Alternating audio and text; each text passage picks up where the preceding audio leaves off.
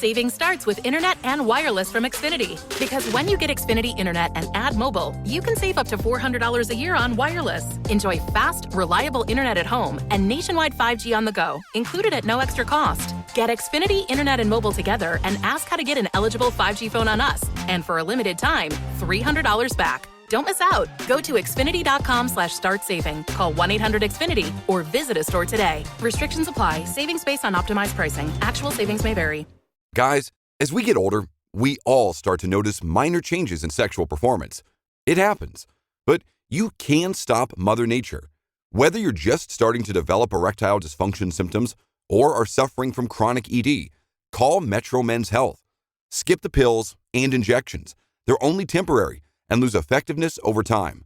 Metro Men's Health treats the root cause of ED, lack of blood flow, so it works long term. Metro Men's Health uses the most advanced and clinically proven wave therapy on the market to actually repair aging blood vessels and restore them to a younger you. Get your spontaneity and your confidence back with safe, effective treatment from Metro Men's Health. Visit metromenshealth.com or call 833-687-0700. Don't let ED get worse. Call Metro Men's Health today. 833-687-0700. 833-687-0700. There's no debate. Americans want investments in clean energy to create millions of good-paying jobs and help solve the climate crisis. And they want big corporations and the wealthy to pay their fair share. That's what Biden's Build Back Better plan would do. Millions of jobs, a clean energy future, and not a penny more in taxes for 99% of Americans. The clean energy future we want can be ours if Congress acts now. Guys, as we get older, we all start to notice minor changes in sexual performance. It happens. But you can stop Mother Nature. Whether you're just starting to develop erectile dysfunction symptoms or are suffering from chronic ED, call Metro Men's Health. Skip the pills and injections. They're only temporary and lose effectiveness over time. Metro Men's Health treats the root cause of ED, lack of blood flow, so it works long term.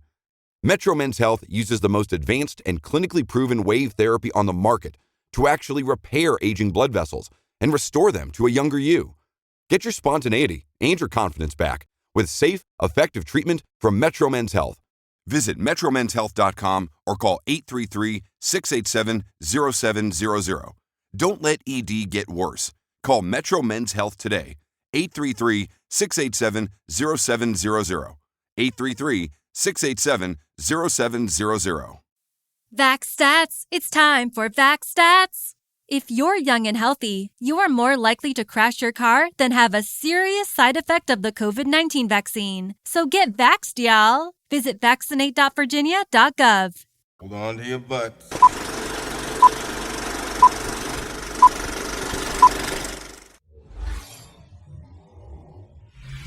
Inconceivable! I promise to love you. It's the only way to be sure. I'm Batman. Hello, everyone, and welcome back to another episode of A Slice of Film, where today we are taking a slice out of Jungle Cruise. I'm your host, as always, Katie Rinsler. Joining me today, we have Joe of Walk the Verse, Comic Book Rundown, and sometimes Ranger Alliance. Joe, how are you doing today? I'm doing pretty good. Pretty busy day for me. I had to mow the grass before the week-long storm came through. So that was a fun morning. But yeah, no, I'm here. I'm ready. Watched the movie a week and a half ago. I think I remember that. Yeah, I went and saw this one in theaters. I pleasantly surprised. I know we'll get into it here in a minute, but I figure you got some stuff to do before we start talking about the movie. Yes, that's right. We do have to hit the podcast paperwork side of things. Slice of Film is a part of the Geek Ultimate Alliance podcast network, where we have shows 6 out of 7 days a week. On Mondays, you've got World's Finest True Believers with Chris, and then the opposite. That's every other week, and then the opposite week. All these opposite week shows. I'm like, I used to be the only one. Now I got to remember all these things. Yeah. World's Finest True Believers is every other week with Chris going through a comic book of his guest choosing, kind of like Slice of Film right here. Mm-hmm. Then the opposite week of World's Finest True Believers, you've got Ranger Alliance with Joe, Clay, Tony, some other Jake. people. Jake. Yep. Thank We you. don't talk about Jake. He's like the redheaded stepchild. I'm kidding, Jake. I If you ever am. listen to this, Well, Jake, just know you're more than welcome here, and you can talk about all your problems with Ranger Alliance. On Tuesdays, you've got DC Alliance with Travis and Clay. Wednesdays, you've got superhero discussions with Travis and a guest talking about animated things. Thursdays, you've got Star Wars Alliance with Nathan and I one week, and Joe on Walk the Verse the next. I'll walk through the multiverse. Walk the Walk through the verse is just multiverse. the Twitter handle. I got the Twitter handle in mind, and I'm like, It's fine. Well, it's right there. You see it on screen. So yes. So that is Walk the Multiverse. Walk through the multiverse? walk through the multiverse. Yep. Walk through the multiverse. Okay, I'm gonna get it. I promise. Walk through the multiverse the next, where Joe is going through well, here, Joe, you tell him. You tell him a Sure. little bit about the show. Why not? So the Geek Ultimate Alliance has DC Alliance. They've got Marvel Alliance. A walk through the multiverse is covering everything that isn't DC and Marvel. So IDW, Image, Boom Studios, Zenoscope, Dark Horse, everything. If it's comic book related, that's not DC or Marvel. I'm going to cover it on the show. My first episode, which came out some time ago, we talked about Snake Eyes, the Snake Eyes movie. We talked a little bit about the He-Man, or I'm sorry, not He-Man, Masters of the Universe Revelations, and then just news coming out from there and all that stuff. So yeah, come join me every other Thursday. It's fun. I've gotten some good feedback so far, so apparently I'm doing something good. Great show. Joe is always a great podcast host, so y'all go take a listen to that. Obviously, you need some new content now that Slice Film's not there on Thursday, so you gotta have something to fill those books. Yes. No, I'm kidding. Fridays is a Marvel Alliance with Brent and Chris walking through the Marvel multiverse that is coming. And then Sundays every other week, and sometimes every week, you've got Slice of Film for the film reviews for anything else that's not covered. Which is one we're going to talk about today, which is Jungle Cruise, which recently came out. We are recording this August 9th. Mm-hmm. So it came out about a week and a half ago. Yeah, you said, it's July 23rd, I believe, is when it came out. I believe. It's a little more than that. July 24th. My bad. July 24th. So about 2 weeks ago. So well, I guess, yeah. Okay. That's that did. Sorry, I was saying that it premiered at Disneyland on the 24th. It actually came out to theaters on the 30th. So my math is off. Okay. That makes a little more sense because I was like, it does actually. Do this 2 weeks ago. So about a week and a half ago, like Joe said originally. So we're covering something new today, but last couple bits of podcast paperwork side of things.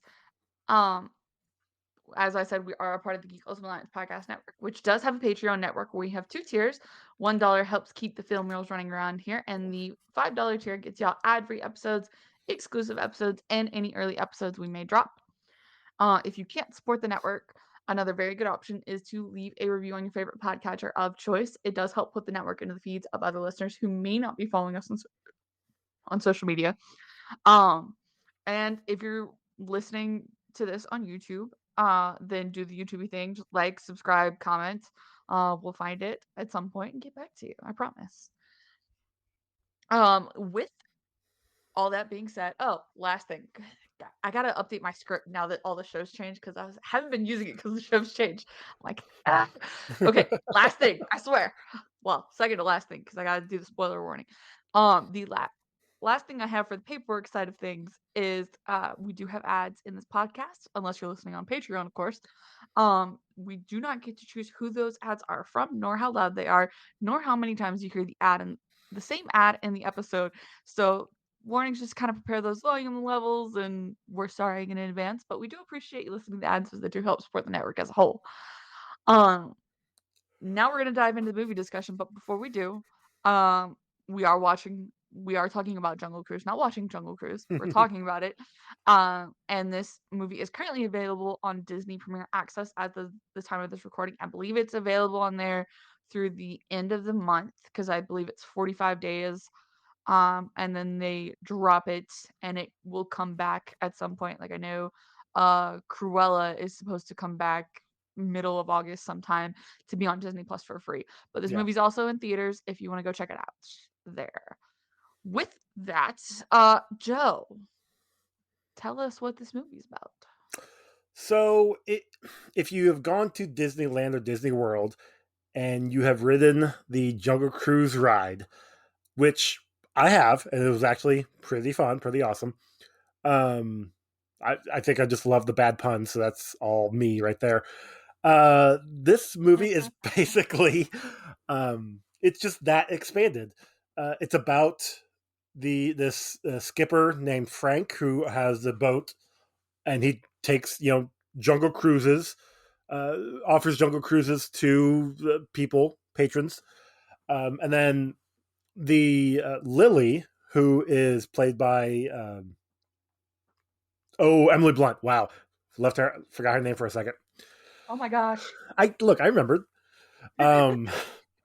She is looking for this magic device, with the Tears of the Sun or something like that. It's supposed to be some the Tears of the Moon. Tears of the Moon. Thank you. It's supposed to be this magical product that will save everybody. Like it cures illness. It stops diseases. Mm-hmm. It's just this magic cure 'em all.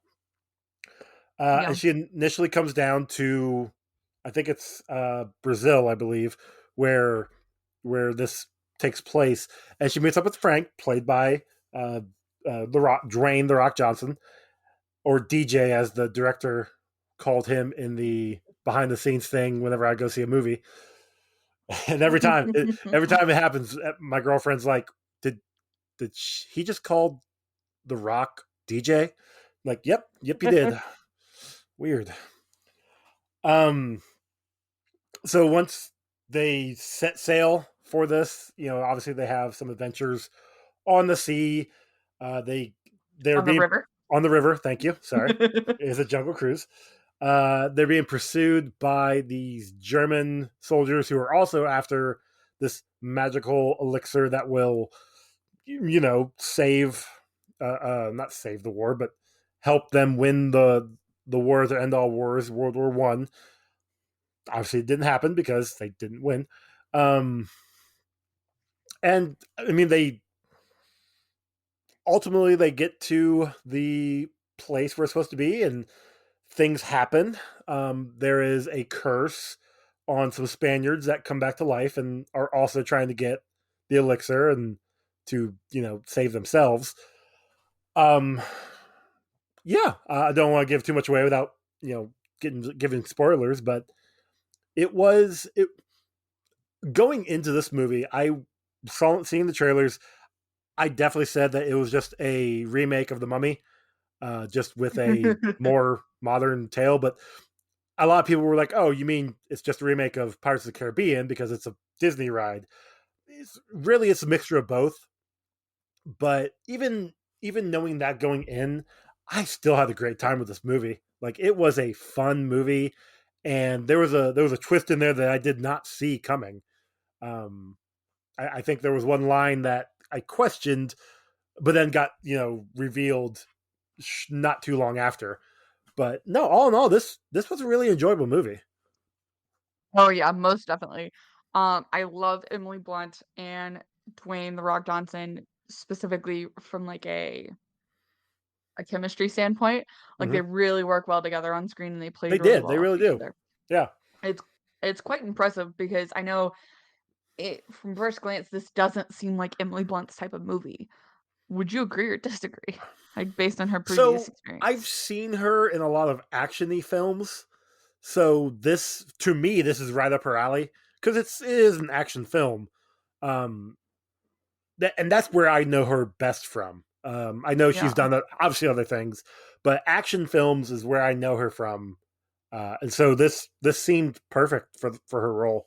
And like you said, the chemistry between the two of them was just really spot on. You could tell that it was nice because it was a friendship chemistry versus a romantic chemistry, Like But it does turn into that at it the does end. turn into that, but it wasn't like full gung ho the entire time.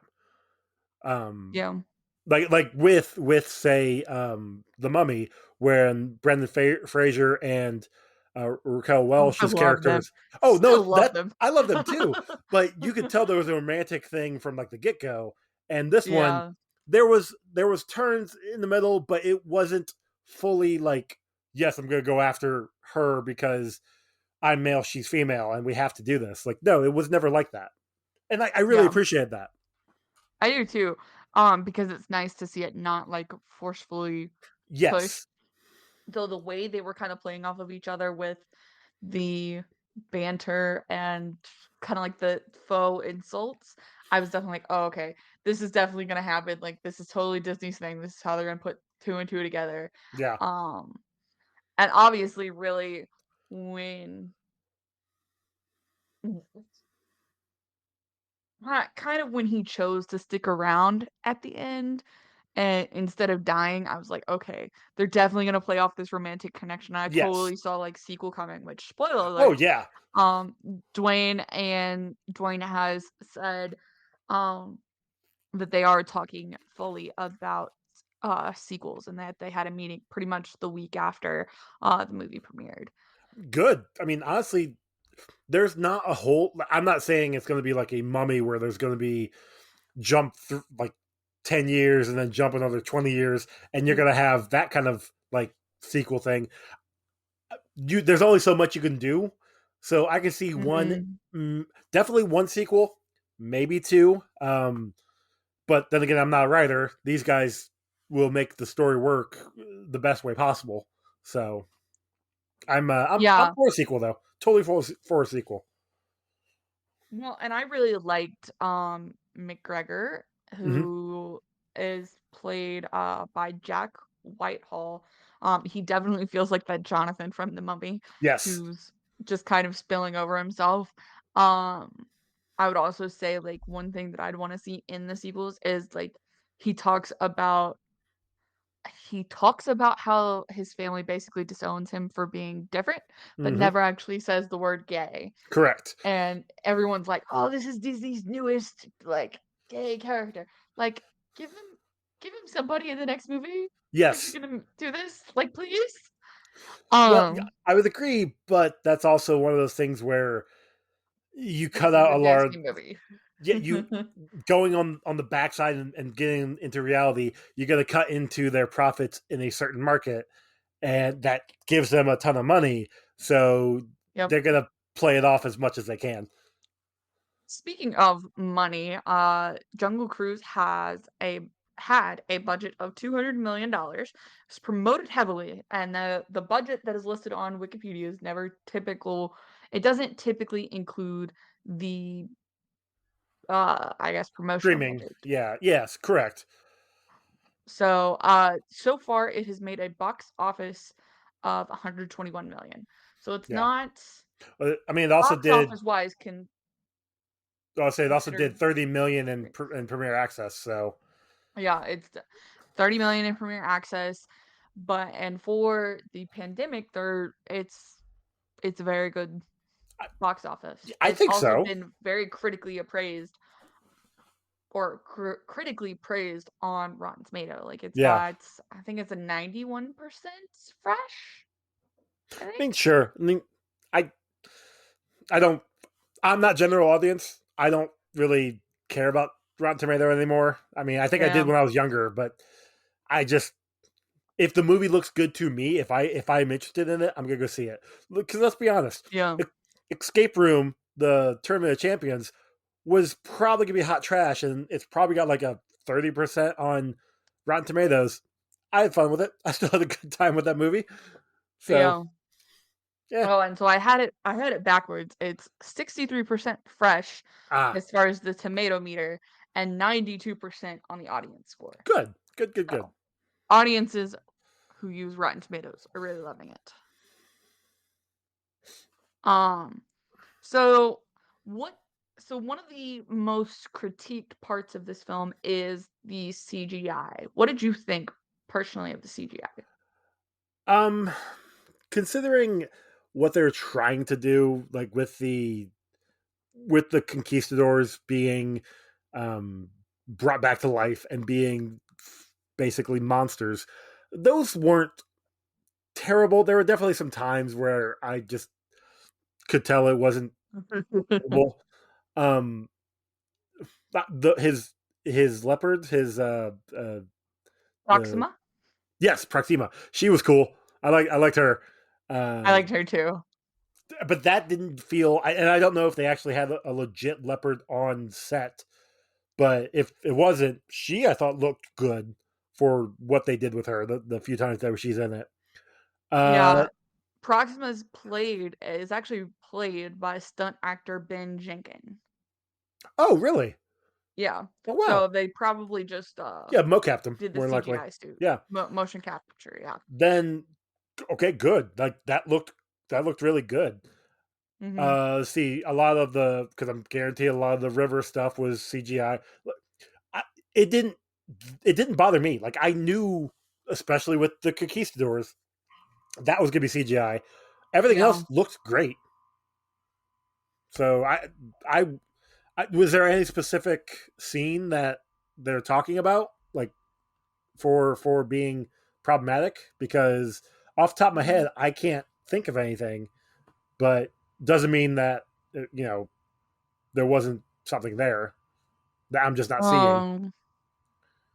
I'm looking because one of the things that I always have issues with in films is like I'm like, oh, okay, cool, that looks cool. There's very few times I'm gonna call it bad CGI, so I'm with you. Like it all looked pretty good to me. Well, okay then. I'm not seeing any like particular call outs on the Wikipedia Gotcha. for the critically. Just that people were talking about it. Okay. Yeah. Film received mixed reviews from critics who praised Johnson and Blunt's chemistry and the entertainment values, but criticized the screenplay and the abundance of CGI. What did you expect? Like, I mean, okay, let's go get real conquistadors who were cursed and make them come back to life.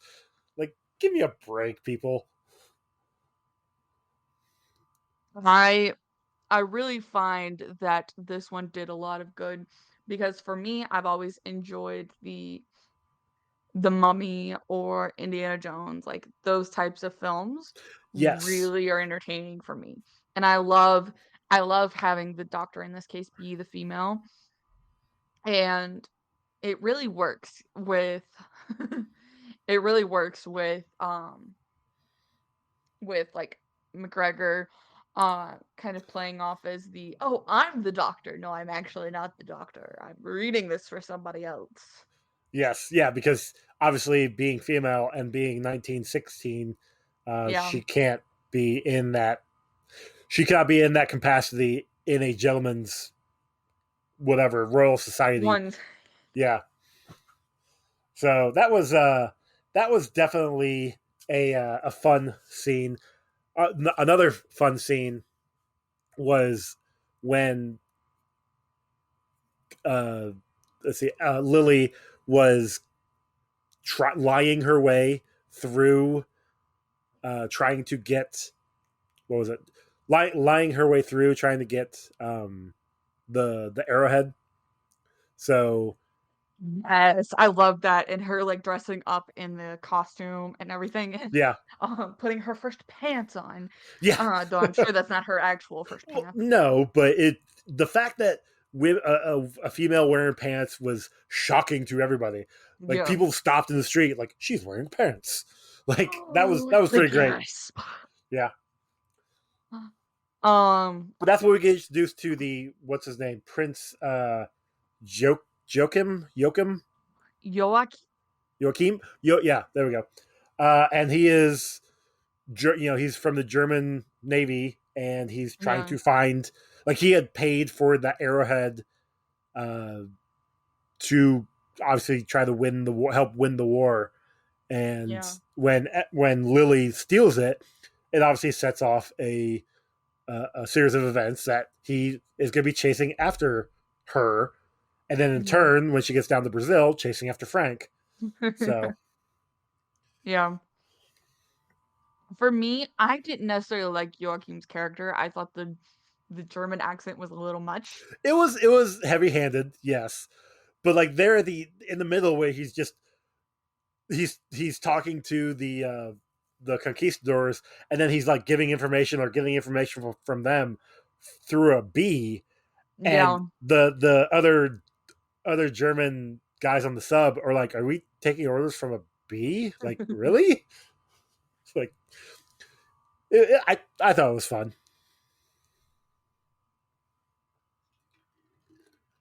Yeah, it's hit or miss for me there. That's probably like my biggest complaint is Okay. his character. What did you think of the whole Tears of the Moon thing?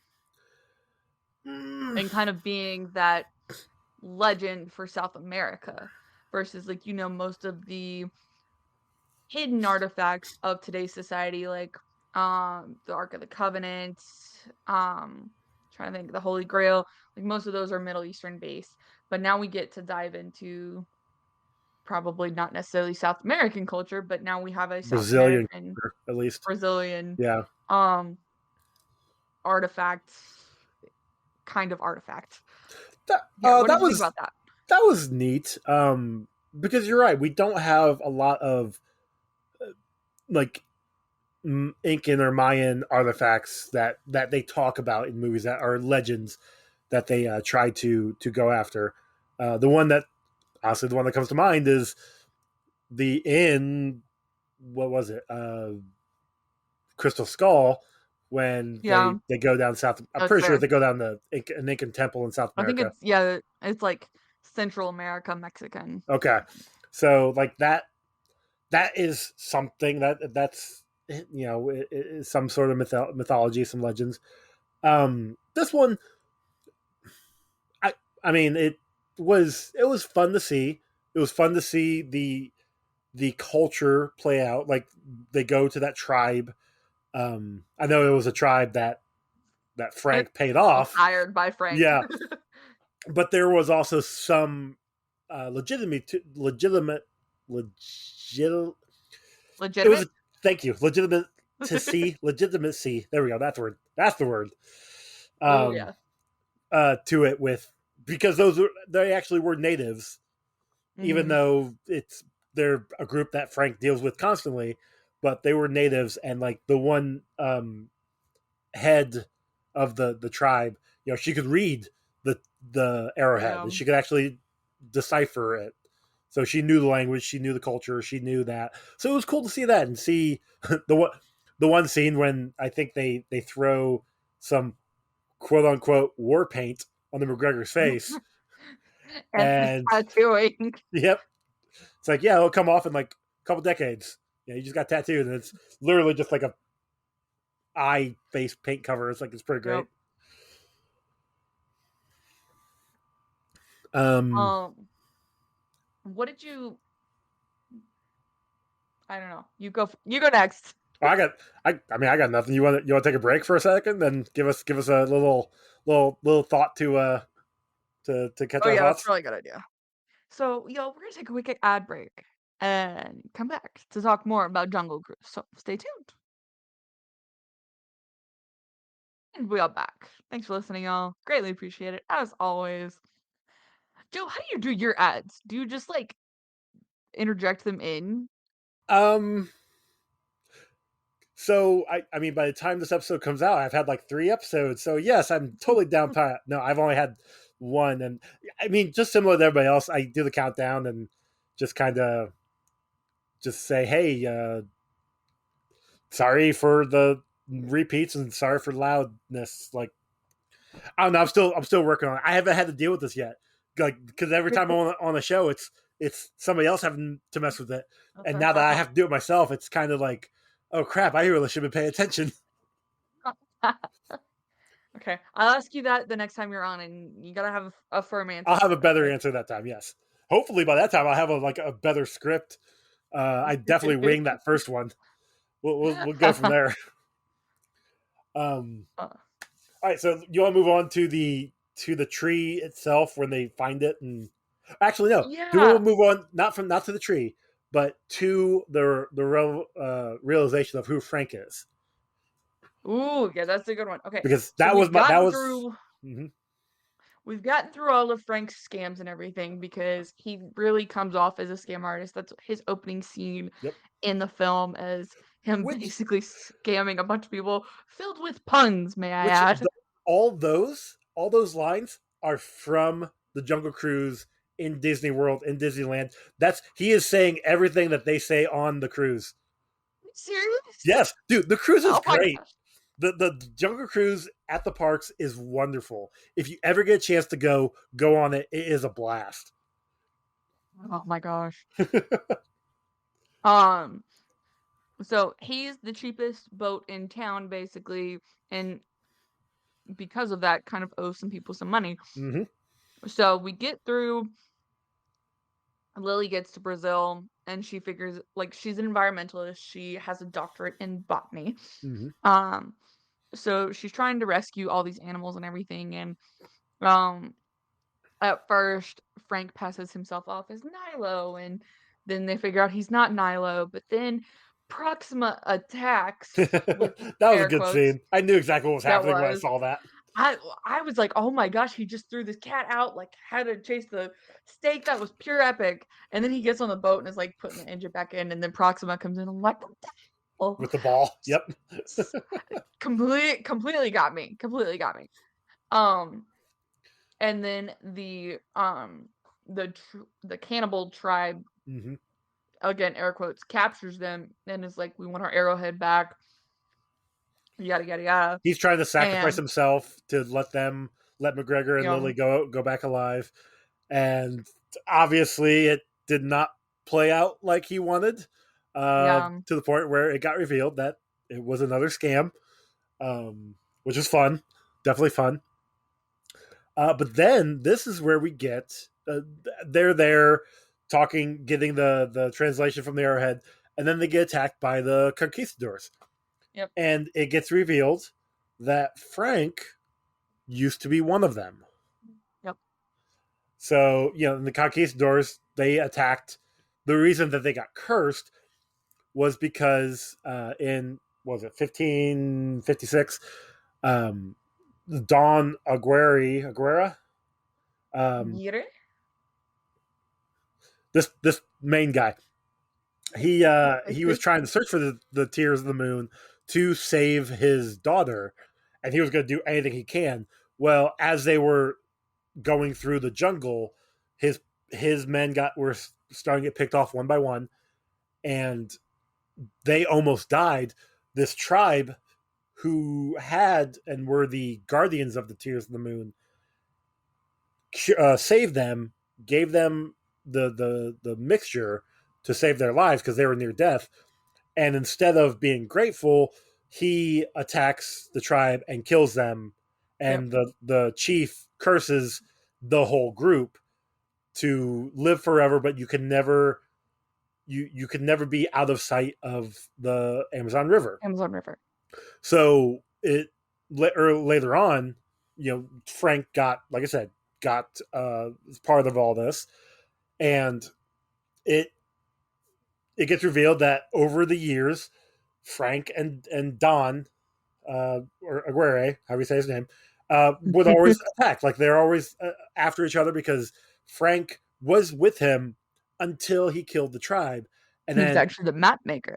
Yes, he was the map maker, which is amazing. I thought it was kind of cool. But then once the leader killed the whole tribe, Frank's just like, nah, I can't do this anymore, and he turns on them. To the point that, again, like I said, they, through the years, 400 years, they're attacking each other, they're killing each other, and it's just nonstop because they can't die. Until Frank finally gets the idea to trap them in a pit out of sight of the river. Yeah. And then the jungle is trying to take them back. However, because they're in a pit, they can't see the river, they turn to stone and are stuck to these walls. And that's where we get the Prince Joachim, the German guy, to release them. And then obviously we're getting to this part now. And that's now we find out the twist of Frank, and that got me. Like, I did not see that one coming. I really Yeah, I just didn't thought he either. was just some random guy who was searched for the tears at one point in time, couldn't find it, and just like, well, I found a life here, so I'm going to just stay here. No, it was revealed he built the town on the river. Yep. Like, he's been there that long that Yeah. he helped make this town thrive, which I thought was pretty cool. Oh yeah, definitely. Because it kind of shows his dedication to at least staying alive, because he could have just dove into that pit. He knew exactly where his cousin was. He could have just dove in there and then like died basically. Yep. So he's really dedicated to it, but at this point he's like, okay, I've lived a lot. I've lived a good life. I've lived a lot of lives. I'm ready to go. But he wants to die right and not turn into an ugly beast like Correct. his cousin and his other conquistadors did. And it's interesting because he doesn't.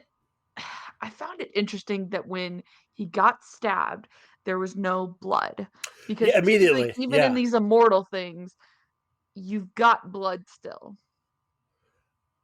Oh, did I stump you? Well, I was gonna say, like, maybe he does, because obviously he doesn't need to eat being immortal, so maybe he has like maybe his blood isn't flowing anymore, like it's dried up after all this time of being killed. Vampire. Maybe I don't know. Like, you got me on that one. Yeah, I didn't think about that. These the weird things that just bug me. No, that's fair. I didn't see it. I did totally went over my head. So we get to where Lily kind of says, oh, okay, I kind of trust you now, and McGregor manages to injure himself by twisting his ankle. Yeah. So Lily and Frank continue on alone, and McGregor and who was it? It was the leader. I can't remember her name. Yeah, Trader Sam. Yeah. Yes. So Sam gets on a canoe with McGregor, and they attempt to go back to the town that the cruise was coming from, and get taken by the submarine. And so I love Trader Sam because she just jumps ship and just goes swimming away. She's like, I'm done. Oh yeah, makes perfect sense. Gotta do it. Yeah. So what is the tribe's name? They're just the cannibals, headhunters. I don't think I know they name them. Puka Michuna. Okay. Yeah, it says. I'll say, because from what I'm seeing, I'm not seeing anything. So the Puka Michuna tribe is then threatened by Prince Joachim, and McGregor gives up the location of the tree. And so Frank and Lily get to the submerged stone structure and manage to get it unlocked by manipulating things and turning stone into water. Yeah. And then they get into this big ball in the cavern where the tree is located. The tree is dead. So they get inside and they're like, oh gosh, what do we do? And it's an arrowhead, but Lily manages to remember what Sam had said about healing a broken heart and the full arrowhead. So they break it open and find a gemstone that looks like a broken heart, plug it in, and the tree comes to life. Yep. So how did you think about them solving that? Look, it all happens really quick. I'm a big component of puzzle games, so like having them, I mean, you say it was quick, but like they tried to push it into the arrowhead spot and it wouldn't fit. So they're looking over the clues again, and they go over the whole text, and like it's just from one thing to another, and then they figure it all out. So I was okay with that. I totally thought that was believable. Curious. So they get there, and Lily then, because the only reason she was helping was because she asked Joachim for a pedal, and Joachim had said Frank and Lily needed to duke it out for the pedal. Yeah, because he won one as well. He didn't tell him why, Hakeem why, but I think it was like, what did Frank say? He's like, over my dead body, you can have this pedal. Yep. Yeah. And so obviously Lily's like, well, okay then, and grabs a gun and shoots him like 3 times. Yep. And I love later on when they come back. It's like, I'm sorry for shooting you so many times, but you didn't go down the first time. Yeah. So that's funny. And so obviously Frank can't die. He goes and rescues McGregor on the boat, and we all live happily ever after. No, wait, there's more. So Lily manages to get a hold of a single pedal, and then escapes from Joachim and is running off kind of, and the pedal falls and Frank catches it. Frank then makes the decision, because now Lily's being chased by the conquistadors, to sacrifice himself and cut off the river so that the conquistadors will then be frozen again. But then so would he, sacrificing himself, but it allows Lily to survive. Yep. And so he drops McGregor off, and he says something really cute, and I just watched it, but I can't remember what it is. It's like something about holding my, how Lily life would be worth it with her or something. Yeah, something like that. And hands him the handkerchief. I mean, we know it's with the pedal, but it was with something else. It was supposed to be with something else. It was the bird, which was the whole thing. Call back to the beginning. Well, because Joachim jumps on the boat and he gets the case back before the boat crash. He gets the kerchief back with the bird in it. Yes. And then the boat crashes, and it's like,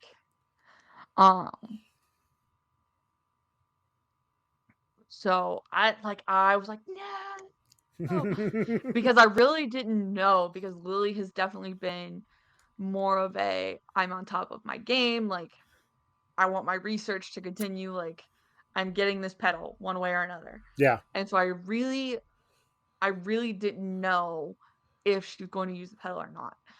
I had an inkling that she was, because this is a Disney movie. Correct. You've of course got to end happily ever after. Exactly. So I while it would have been cool, I think, to see it the other way, I think this is typical Disney playing in mind. Yeah. So you've got to kind of. It works though. Like it was fine. It does. Yeah. It does. And Lily does actually get the pedal for her research, because the moon kind of says, "Oh, I'm going to shake my booty over here," and then you get one pedal. Gets one more pedal. And so then Lily gets her research, and we return to England, where Frank has decided to live, and the association. I love this part. I love this part so much. The association asked Lily to join. Yep. And McGregor gets to go back and says the tears of the moon are legit. And while something about the association may be worthy of Lily, but is Lily worthy of, or is the association worthy of Lily? Lily is worthy of the association, but not is the association worthy of Lily. Yep. And he was like, I regret to inform you that I have been sent here to, deny your application gently or something. Yeah. But I'm not my sister, so yeah. I think he takes it, like rips it up in front of their faces. And it's like, you can take your invitation and shove it up your association. It was really good. I really like that. And then we get Lily and Frank out in semi-matching pantsuits, which I was like, yes, I love a good pantsuit. And they're going through London, and Frank is learning how to drive an automobile. Yep. Which is a callback for when Lily first saw his cabin, and he had pictures of an automobile all over his cabin. I was like, oh, it's so cute. Yep. Yeah, because he could never leave the river, so he could never learn how to drive. So, really good movie. I really, really enjoyed it.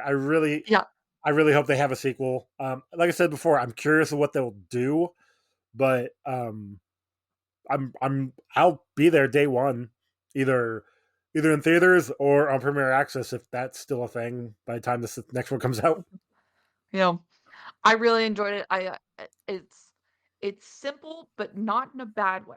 Mm-hmm. It's just like an easygoing movie. It's simple to enjoy, and obviously it's done really well to already have talk of the sequel. And with the audience score on Rotten Tomatoes, I believe the cinema score was like an A too, which is really That's good. good, yeah. So yeah, highly enjoyable. Definitely recommend wherever you're at, whether you get Premiere Access by the time this episode drops, or if it's still in a theater near you, go check it out. Seriously. Mm-hmm. But with that, we're going to wait, do you have anything else on the movie? No, just go see it. Yeah. Either like you said, see it in theaters, or if you wait long enough, it'll be on Disney Plus. So yeah. Outside of Premiere Access. What would you rank this film? Are we giving a ranking or a rating? What do you want to do? 9 out of 10. Okay. Or I mean, if you want to give it, not with it. I mean, if you want to give it 9 out of 10. Mine's a 9 out of 10. Okay. I meant to say out of 10. Gotcha. No, I partied. You got look. You have a lot going on your plate right now. It's fine. I get it. I would give this one probably about 8.5. It was definitely enjoyable. Definitely I'm gonna watch it again at my earliest possible convenience, which will probably be on Disney Plus when it's on there officially and not Premiere Access. Yeah, it was 8.5. Really good, really good. So, yeah, we're gonna take another quick ad break and come back to talk about what we've been watching recently. Mm-hmm. So stay tuned. And we're back. Thanks for listening, y'all. Really appreciate it, as always. So here's the part of the show that's very familiar. We talked about 3 things we've been watching recently, whether that's a TV show or a film, or I guess a short film could also count here, but no YouTube. YouTube does not count. What if it's a short film on YouTube? Ooh. I'll give you credit for that. I'll give you credit. Okay. I mean, it's not what I'm going to pick, but that's not the point. So we're going to tell you title, what we watched it on. So Netflix, physical copy, library, whatever. Mm-hmm. A little bit about it, and would we recommend or not. If you haven't seen what we're about to talk about, there's no worries because there's no spoilers in this section. So with that, Joe, give me your first one. First one is something, because we're on this current weekend, I just got done watching The Suicide Squad over on HBO Max. I highly recommend it. In my DC EU ranking, it is 4th out of 11. So I thought it was really good. I know there was a lot of people who didn't like it, and that's totally fine. I get what you didn't like about it, but I really enjoyed it. I thought it was a fun film. Seeing these characters on screen again was great. That one I did watch. First time I watched in theaters, and then subsequent viewings was on HBO Max. So that's, I mean, by the time it's only on Max until I think the end of August. So I think it's the end of the month. So yeah. So if it's first weekend in September, because it came out the 5th and it's on HBO Max for 30 days. Yeah, maybe. I'm not entirely sure. But if this episode comes up after that, wait like 2 or 3 months, and then it'll either be back on HBO Max or you can get it video on demand. So I'd recommend it. Definitely recommend it. I thought it was really good. So that's also going to be my first one. We watched it on HBO Max because I wasn't feeling great, and was like, I still need to watch this because I don't want spoilers on the Twitter feeds. So we watched it on HBO Max. And I haven't had the chance to give it my second watch that I knew I was going to need to after watching it, because and it's like a lot of people with The Rise of Skywalker. they went in with too many expectations. Movie didn't meet expectations. That's you're not wrong on that one. So for me, I went in with probably too many expectations. We had just Okay. got done watching Suicide Squad and Birds of Prey. We watched those about 2-3 days beforehand, and I was like, I was expecting the formula of the movie to be very different from what it was, which isn't a bad thing. It's not a bad thing. Okay. So I need to go back in and watch it one more time to just kind of fully grasp what I was watching, how the story is supposed to actually play out. And Matt said this. Matt was like, "Oh, I hate this." Oh, wow. Yeah, he was like, I liked some of the humor, but I don't like how the story flowed at all. Okay. So that was his opinion on it. But for me, I've liked stuff James Gunn has put out in the past, and I know he's a very different storyteller. So I'm gonna give it one more shot. We're gonna see how it goes. One thing I that's always kind of my first take. Yeah, that's fair. One thing I always do is especially with comic book movies or even big movies, example like Indiana Jones or even like Dune, my first viewing is always the entertainment viewing. Like, Yeah. I know this is gonna be a big project. I'm gonna go in and I'm gonna watch it for the entertainment value. Yeah. The second viewing is when I start getting analytical and I start actually like breaking down things. So I know there's a lot of people that do that. I know there's some people who don't do that. It's like that from the get-go on the first viewing. So yeah, I would say on your second viewing, go in it with maybe the analytical side. Although it seems like you might have had that a little bit on the first viewing, so which is not a bad thing. It's totally fine. Myself from doing it. It's hard to though. It really is hard because Yeah. like for Snake Eyes, I only saw it the one time, and because I wasn't super excited to see it at that time, I went into it with an analytical viewing, and I still came out on the other side liking it. So it's kind of a mixed bag, really. Yeah, most definitely. And it's never a bad thing. Like if you're like, okay, I'm a one and done movie person, I either like it or I hate it, that's perfectly Yeah, fine. there's nothing There's wrong with always several different ways to do it. But this is just for me, and I'm not typically a go back and watch it immediately type of person because there's so much content out there. So I'm like, okay, if I hate something, then I'm not gonna go back and watch it. So Gotcha. that's typically my perspective on that. With like the Rise of Skywalker, I knew how controversial that was, like getting on Twitter the next day, and I was like, okay, you know what? I don't need to go back and watch it again because all these people are just going to change my opinions on it. So I needed to wait until kind of the hype died down. And then the next time I watched it was the Super Civil Servants Wow. live commentary of it. And people were like, oh, but you're a Star Wars fan. You should watch all this stuff all the time. I'm like, and there's nothing against this, but like Brent, when he was like, oh yeah, I saw Endgame like 5 times in theaters, I was like, what? Look, when I saw Force Awakens 5 times in theaters, I saw Last Jedi, I think 4 or 5 times in theaters. I saw Rise of Skywalker twice. I saw Force Awakens and Last Jedi twice, but that was only because we went and saw it as a family for Christmas. Gotcha. And then for the Rise of Skywalker, I was actually working at that point, so I had to be back at work the very next day after Christmas, and I was like, we can't go see a Christmas movie. So, but my dad was right because my dad walking out of the Force Awakens theater was like, raise a Palpatine. And I walk out of the Rise of Skywalker, and as soon as like the Palpatine, I think it was Kylo Ren. As soon as he's like, you know who he is, and I'm like, my father was right. Funny enough, I remember joking about that after Force Awakens. Like, oh yeah, she's definitely a Palpatine because why not? Sure, why not? Whatever. Like, here's reasons why. And I'm like, in my head, I'm thinking, it's not true. I'm saying BS just to say BS. And then it comes out that way, and I'm like, okay, whatever. Sorry, but we're not talking about that anymore. We gotta move on. We gotta move on. All right, what's the next thing you watched? My second thing is Rick and Morty. It's on Cartoon Network at probably at this moment. It is currently at the time of recording, they just had episode 8, and then episode 9 and 10, the season finale, they're taking a break and they're airing it on September 5th.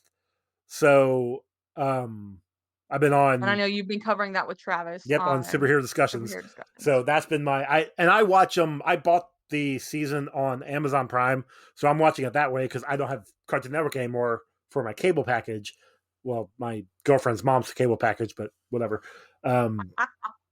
She lives with us. It's fine. So I can't watch it, on the TV on Cartoon Network anymore. So I watch it through Amazon because I paid for it to watch it on Amazon.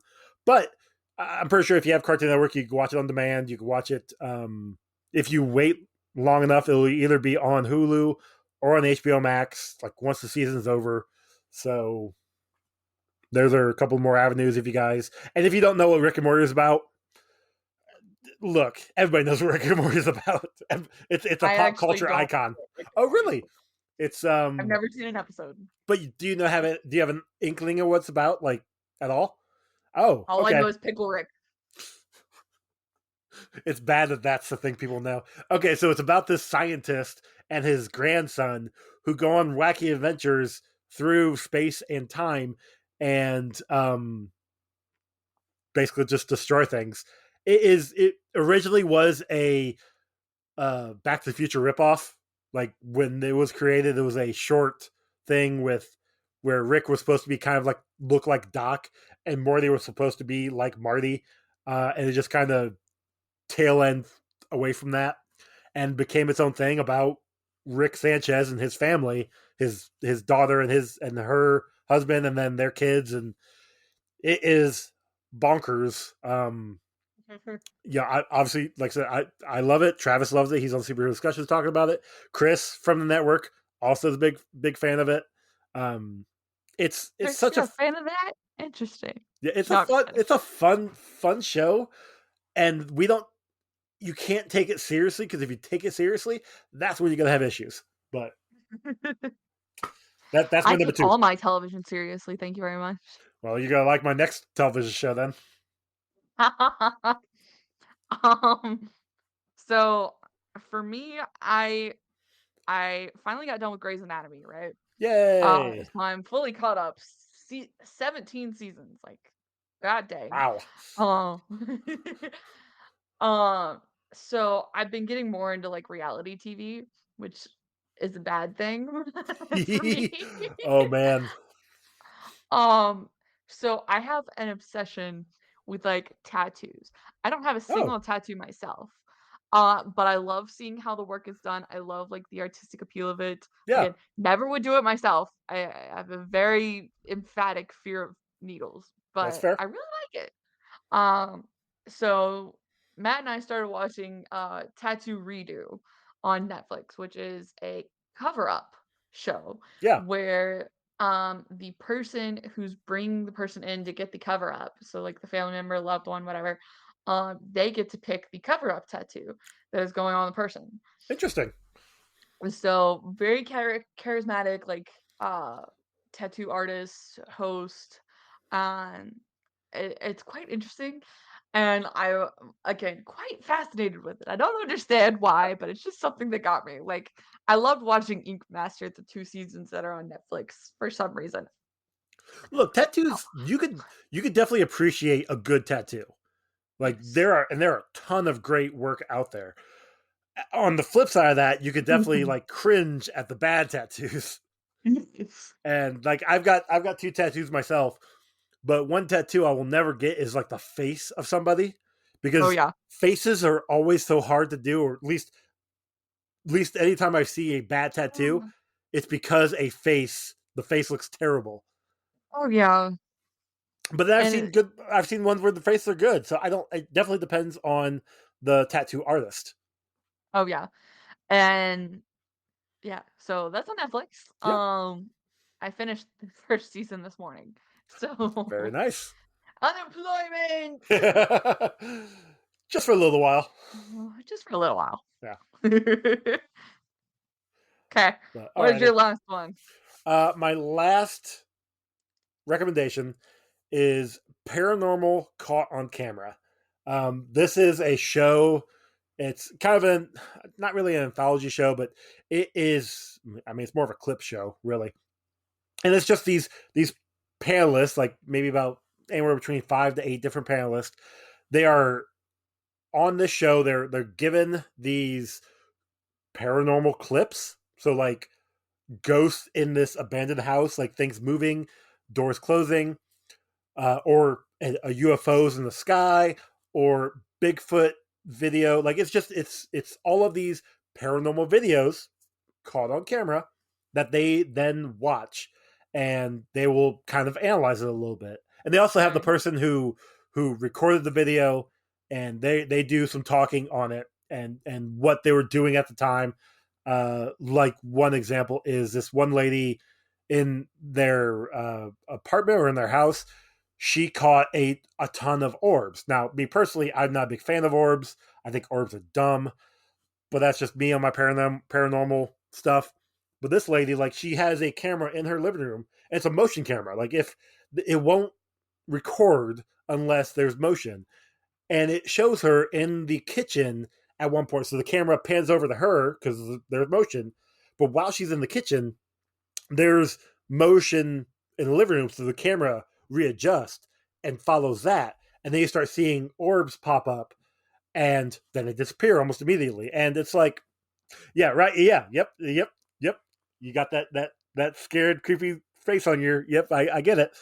That was an episode we watched the other day. And like I said, I don't believe in orbs. I think orbs are dumb, but I definitely believe in ghosts and a lot of other spooky things. So if you guys like the spooky, go check that one out. It's on Travel Channel is what it's normally on. But it is part of Discovery Plus. So if you have Discovery Plus, there's 4 seasons of the show on there currently. About an hour long, an episode. They usually have like 5 or 6 different videos, 5 or 6 different things they talk about and videos they go over. And there are some creepy things in there. There's some dumb things in there, but there's definitely some creepy, like, fun things in there. So go give that one a look at. Obviously, in like October is perfect time for it, so you don't get creeped out. No, thank you. No, thank you. Sorry. I don't do ghosts and I don't do zombies, so We only had those zombie the one time. It's fine. What? I did it twice. I did the Oh, I meant in the show. Yeah, the books. one. Yes. The zombie one, and then the Zack Snyder zombie one. Yes. So I sacrificed. You got another zombie book coming up, so you'll get there. I know. I gotta finish Darth Bane first. Actually, I gotta finish Out of the Shadows first. That you gotta do that one. Pretty sure the Red Harvest though is a shorter one. It's like it's only like 400 pages. I think so. I think it's on my shelf. I thought it was shorter. So, because that one's Zombie Clone Troopers. Yeah, I mean it's the same author as. No, Red Harvest was the first one. Death Troopers. That's the second one. Yeah, that's the one. That's the one. Yeah, that one might be a little bit bigger, but I mean the same author, just generations apart. So. My last one is Glow Up season 2. I'm halfway through it, and I'm so glad. Well, I can't say that because that's a spoiler, so never mind. This is a British makeup show that's basically doing like big design pieces, costume play, and like some different mask options. It's just a makeup contest show, kind of trying to find the next makeup artist. So I really find that interesting. I like playing with makeup, even though I haven't been wearing it recently. I like playing with it. And so seeing the different techniques and stuff it's really cool. So another reality show there for you guys.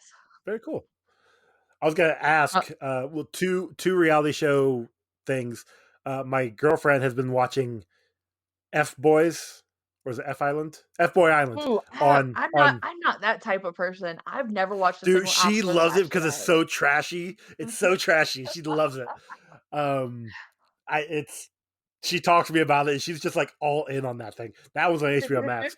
But did you by chance watch Sexy Beast on Netflix?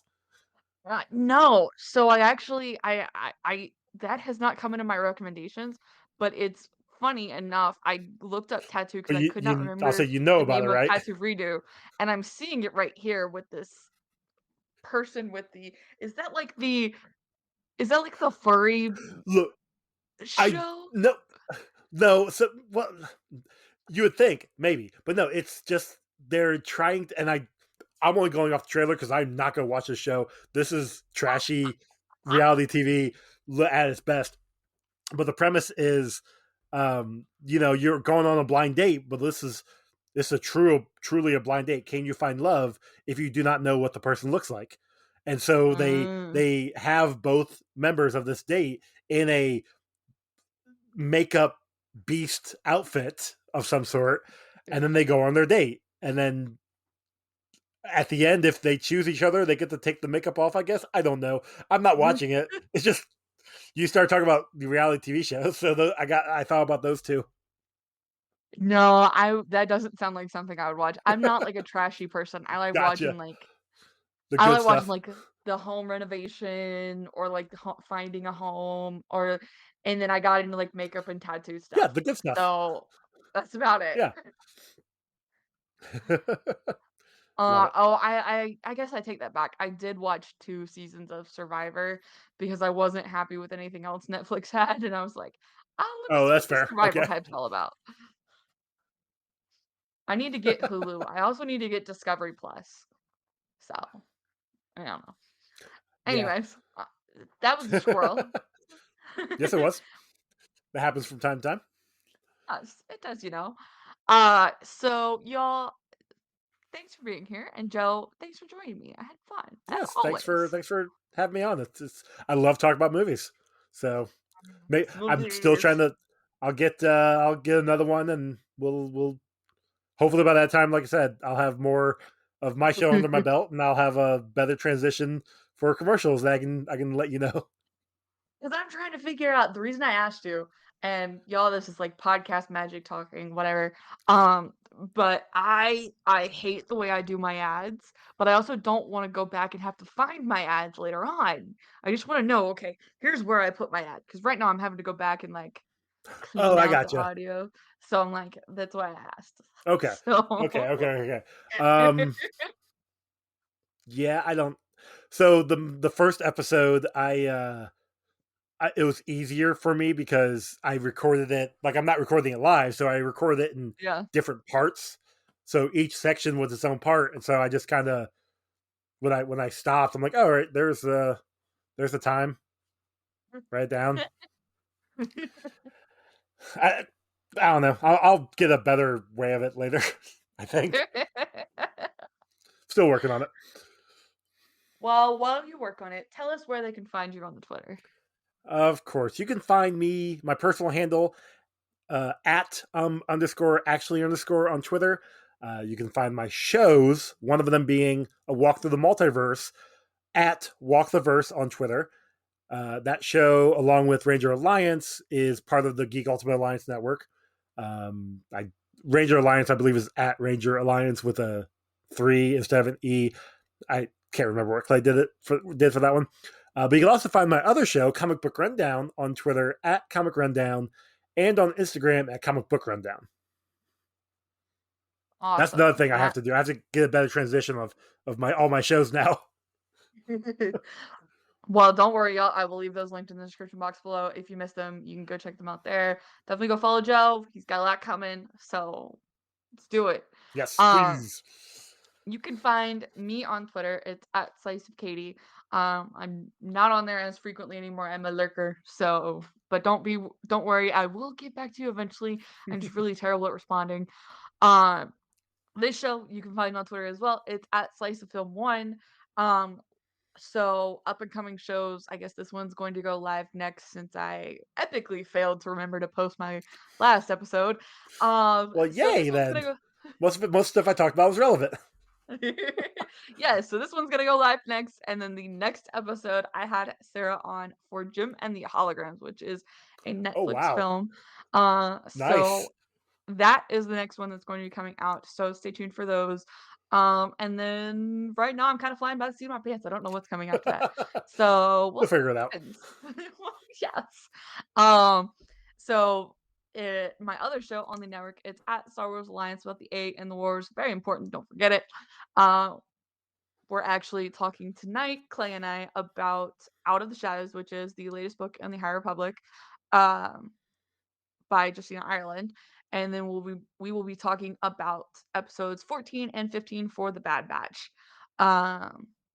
with obviously the season finale coming next week, or season finale part 2 coming next week. I don't know what we're going to do there. I may just pop on and say, hey, here's my thoughts.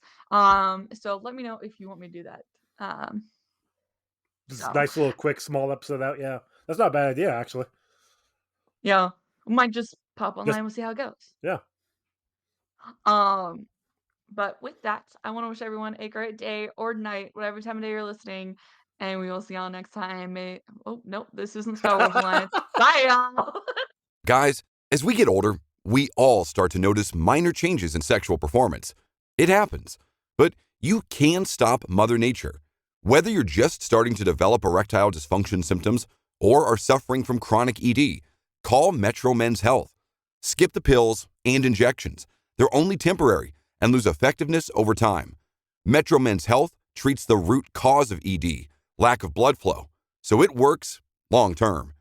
Metro Men's Health uses the most advanced and clinically proven wave therapy on the market to actually repair aging blood vessels and restore them to a younger you. Get your spontaneity and your confidence back with safe, effective treatment from Metro Men's Health.